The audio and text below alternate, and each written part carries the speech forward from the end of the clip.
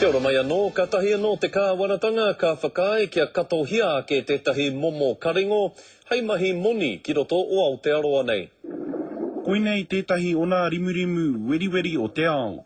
Engari kua whakaaetia e te kāwanatanga kia hau hakingia ki roto o Aotearoa mo te mahi moni. Engari hei tā tēnei māngai mo te manatu ahu whenua nahere o Aotearoa whakakorengia katoa tēnana kia nei. He tipu, he rimu tino kino tēnei.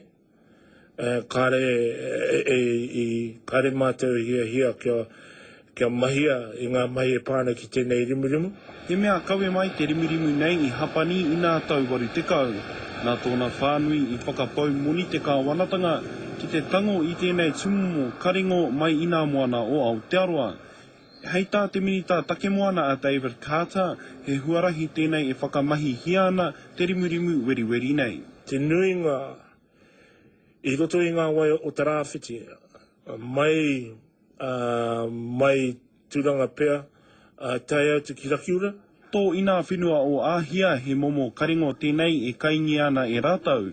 Engari ki roto a Aotearoa he rimu kai kē ia tātou kai Māori. Pēnā i ngā kuku, ngā pāwa pēr, koina te mate o tēnei rimu.